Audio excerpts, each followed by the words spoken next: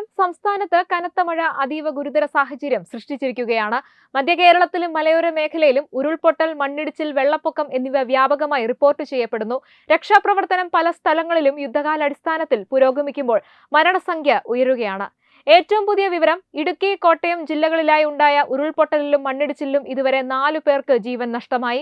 ഇടുക്കി അടൂർമലയിൽ വീട്ടമ്മ സുമതി ഉരുൾപൊട്ടലിൽ മരിച്ചു. മണിക്കൂറുകൾ നീണ്ട തിരച്ചിലിനൊടുവിൽ വീടുണ്ടായിരുന്ന സ്ഥലത്തു നിന്ന് ഏകദേശം 500 അടി താഴെയായിരുന്നു മൃതദേഹം കണ്ടെത്തിയത്.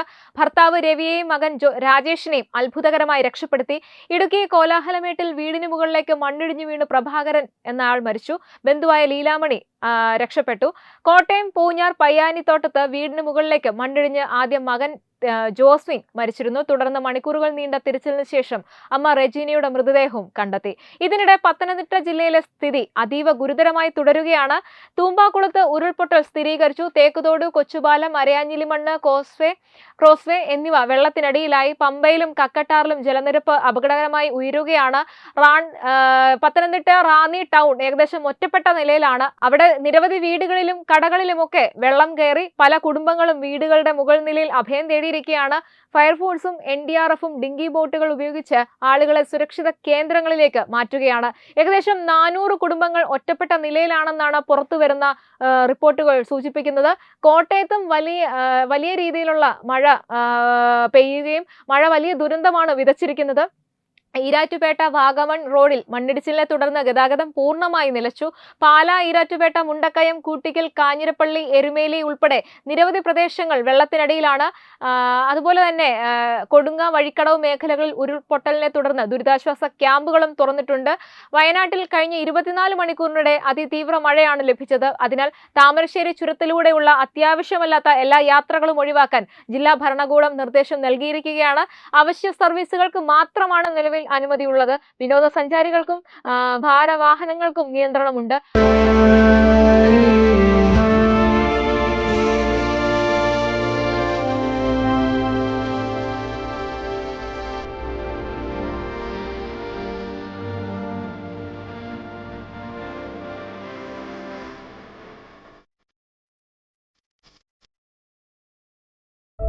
ഉയിരായി മാറവേ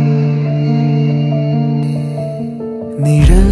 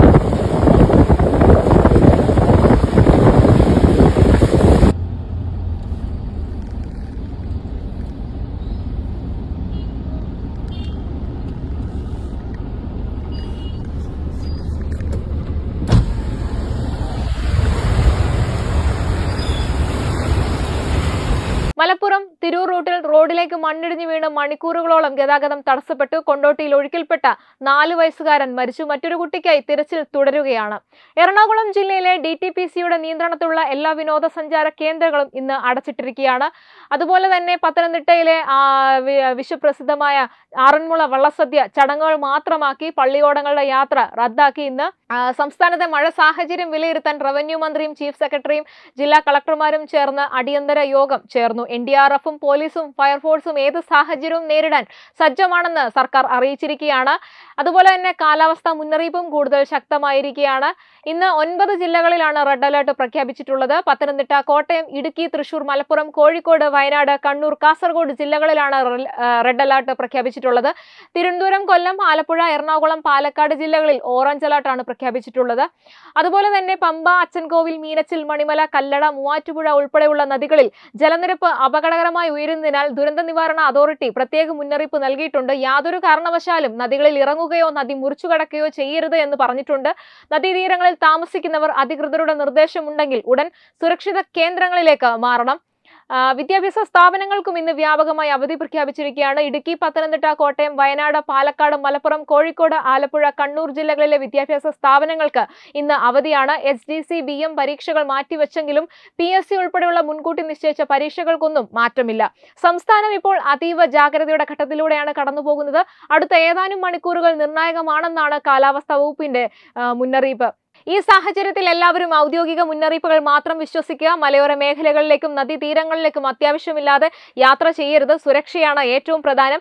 ഈ ബ്രേക്കിംഗ് അപ്ഡേറ്റ് പരമാവധി ആളുകളിലേക്ക് ഷെയർ ചെയ്യുക. നിങ്ങളുടെ പ്രദേശത്തെ മഴ സാഹചര്യം കമന്റിലൂടെ അറിയിക്കുക. ഏറ്റവും പുതിയ ഔദ്യോഗിക അപ്ഡേറ്റുകൾക്കായിട്ട് ഞങ്ങളുടെ ചാനൽ തത്വമയി ചാനൽ ഫോളോ ചെയ്യാനും മറക്കരുത്. Web desk Tatwamayi news.